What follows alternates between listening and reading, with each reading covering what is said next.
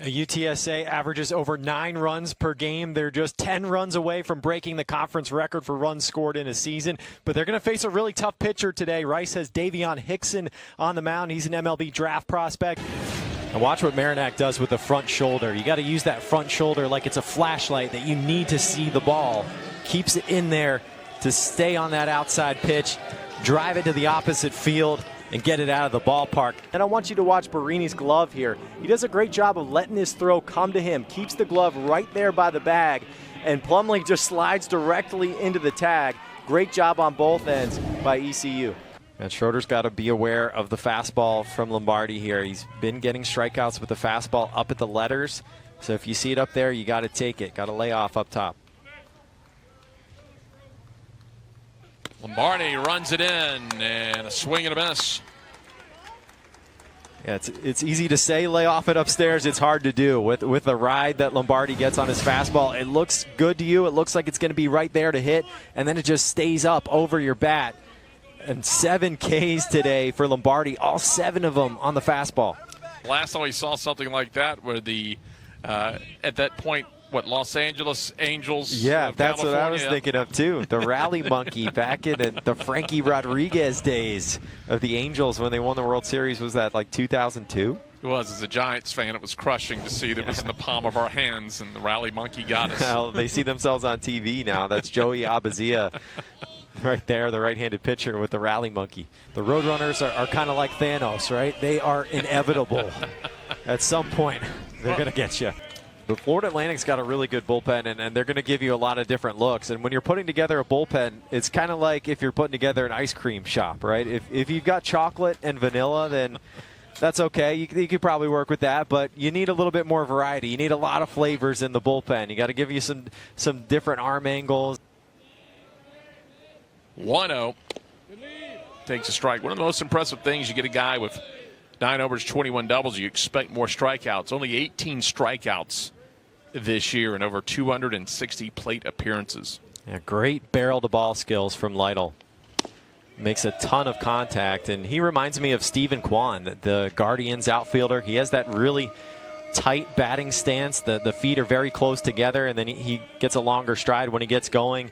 Doesn't strike out barely at all. Makes a lot of contact just like Kwan, except Kwan's left-handed, Lytle's right-handed.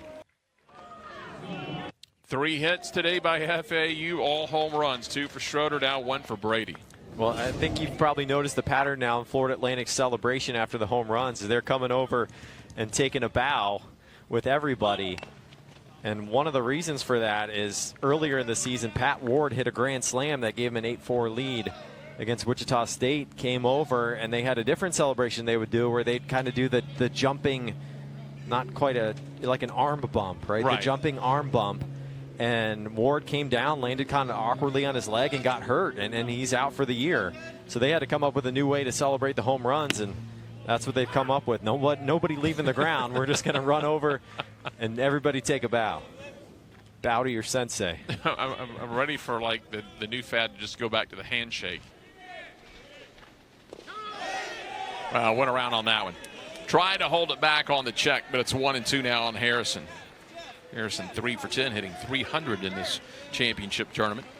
And that was the curveball from Owens. It's a pitch that he developed in the middle of the season this year. He felt like he needed something that could help him get lefties out, and Tulane's going to have an offensive timeout here to talk about what they want to do with 2 strikes and 2 on and 1 out. But Braylon Owens was needing something to help him get lefties out. Needed a slower pitch. Everything he had was hard. Even his changeup was hard. So Pat Hallmark worked with him, and in the middle of the season, he taught him this curveball that he calls a thumbs-up curveball, where you have the thumb, instead of tucking it below the ball, you have it up on the seams. It's something that Hallmark learned from Wayne Graham at Rice, and having that thumb up helps kill the velocity on it, gets it down into the 70s, where everything else is 80s, 90s for Owens, and that was the pitch that he threw to get that second strike there.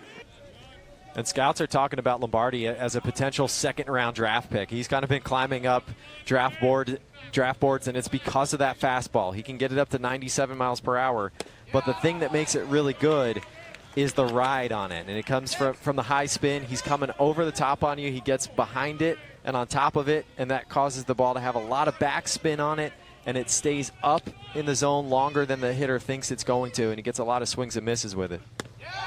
Just like that. Quickly ahead 1-2 on Martinez. Had a 1-2-3 inning in the first, trying to get another one here in the third. Meanwhile, it'll be 4, 5, and 6 deep up. Here's a look at that pitch. Yeah, just a riding fastball. A lot of spin, and it almost looks like it's rising. And that makes it so tough for the hitter to hit it. Misses that time, but not by much. And major league teams really value that kind of pitch when you can get the ride on the fastball, because it really makes you effective against those big league hitters that are trying to hit home runs with the high launch angle swings.